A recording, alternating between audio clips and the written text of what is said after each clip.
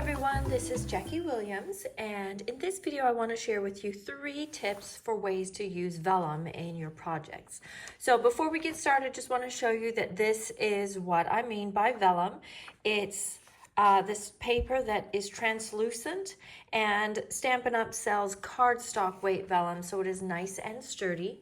In addition, we currently have the Vellum Basics pack, which consists of some vellum with a polka dot, some leaves, and some stripes. Now, any of the techniques that I'm going to share with you in this video will also work on the printed vellum. Of course, it will just give you a slightly different effect.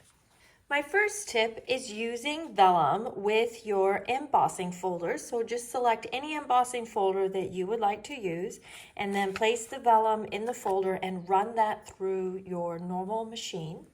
And one fun thing about vellum is that when it's stretched, like in an embossing folder, it actually becomes white. So you get this really great effect. And here's another example using a different folder. I put those on black just so you could see the effect a little bit better. And here's my finished sample using the Posies embossing folder. Just finished that off with a bit of Pool Party and Lost Lagoon behind, and then just some words and embellishments. This is the new Moody Mauve or Moody Mauve cardstock. I think it pairs quite nicely with the Pool Party and the Lost Lagoon. And then another sample, this one was actually designed by Helen Wiggum, one of my team members. And you can see that we've used the metal embossing folder there on vellum in the background, and it's gone a little bit white in the raised areas for added effect. Now, as a bonus tip, just wanted to talk to you a little bit about adhesives with vellum. Now, of course, as you can see, vellum is fairly translucent. So any adhesive that's used behind generally can be seen and might not be the effect that you're looking for. For one, I don't recommend using anything wet, like glue, basically, because getting your vellum wet does tend to make it curl up. So I suggest a dry adhesive, and you can use glue dots or a tape runner. Some tape runners are fairly invisible. Some tapes are designed to be invisible under vellum, but in any case, you can just position your adhesive where it will be hidden. You could also use an embellishment such as these rustic metallic dots to hide any adhesives or hide the glue dots. And then you can also always go back to just our old-fashioned brads or split pins, which will hold your piece in place without using any adhesive, as well as add an embellishment at the same time. My second idea for using vellum on your projects is actually to color. Now, vellum has this really great property of being see-through, as you can see, and so the coloring actually looks most effective if you color on the back of the paper. So I'm just going to use my Stampin' Blends, and there is no real need to be overly particular with your coloring. This is the new Berry Burst, and as you can see, I'm just kind of scribbling it on, and this is true no matter what coloring medium you choose to use. And then when you turn that over, I'm just going to put that on a piece of white so you can see it a little bit better. You've got this great colored image, and it's quite a softer effect, so you can use very bright colors, and the vellum itself mutes the color down, and it's a very quick coloring job. You can see I just scribbled the color on, and it looks really great from the front side. And this is my finished sample. This is using the Irresistible Blooms, and I have white embossed those, as you can see, and then just colored those in various colors using the Stampin' Blends, and then cut them out using the dies. And here is another example, and this one is using the Butterfly Brilliant stamp sets and dies, and this one's done exactly the same way, where I've white embossed that and colored on the back with my Stampin' Blends, and then cut those out and arrange them in a rainbow manner. Now I just want to pause for a moment and talk just a little bit about stamping on vellum. Now, vellum has a waxy surface, so if you stamp on it with a water-based ink such as Memento or any of Stampin' Up's classic inks, it will basically take a very long time to dry or even never dry.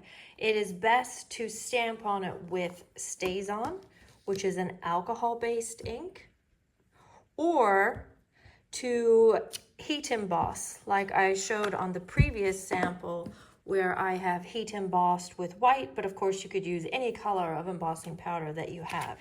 Now the reason why StazOn works here is because StazOn dries by evaporation, whereas a water-based ink dries by absorption, and the waxy surface here prevents absorption.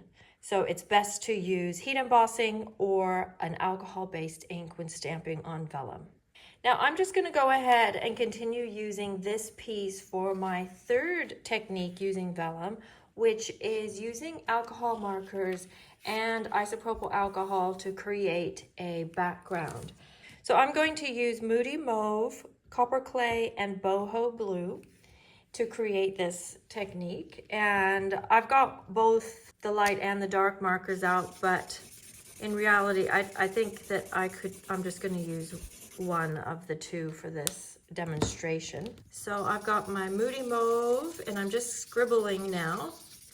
But where the two colors meet, be sure and blend them a bit. Then in my spritzer bottle, I have just isopropyl alcohol, and it's actually clear. I'm not sure why it's gone pink. I think I must have had a few little tiny bits of ink refill still up there in the top, but it's actually clear. Isopropyl alcohol is widely available. And then I'm just going to spray this. And I found in my experimenting that actually the more spray I put on there, the better. Now you could just let it sit there and do its magic. You see how the colors are bleeding and blending.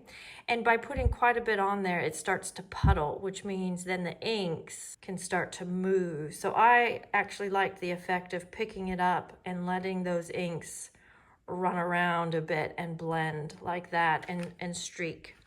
And then you could use your heat tool and get that to dry, or you can just let it sit.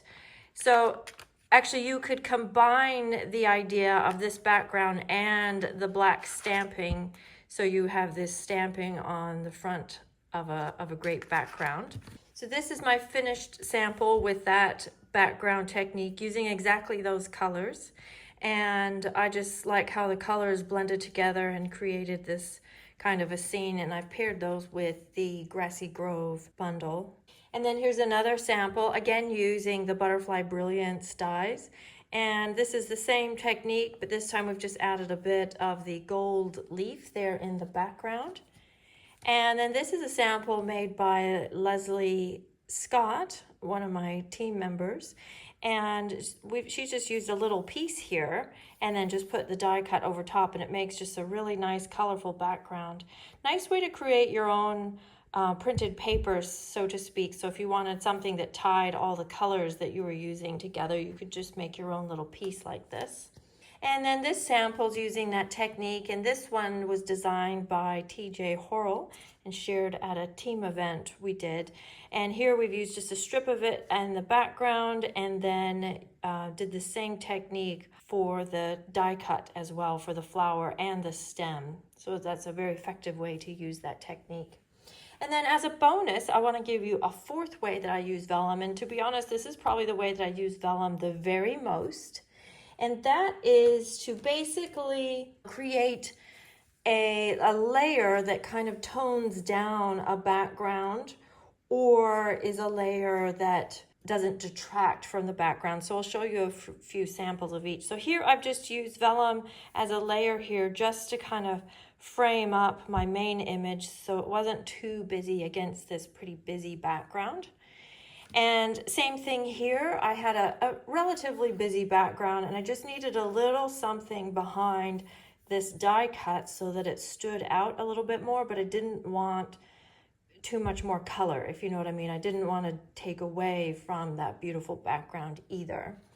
And on this cute little box, I just wanted a little something that for the butterfly to sit on, but I like that you can still see the printed paper behind that vellum. And then this is a card that my daughter designed. And again, the vellum here has been embossed with the painted texture folder, so there's just some crinkles in it. It's very subtle, so you might not be able to see it that well on the video. But it just adds another layer of water, basically, without adding another color to the thing, so that most of the color's right there in the main image. And then this sample, I wanted some words across here, but didn't want to cover up my cherries and that ombre look. So using vellum is the perfect solution. It gives you a layer or a base, something to stamp on, but you can still see that background. But it still like kind of tones down the background, so the words still stand out.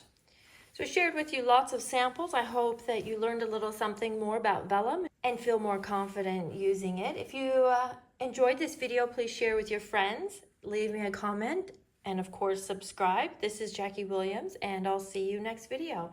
Thanks so much. Bye-bye.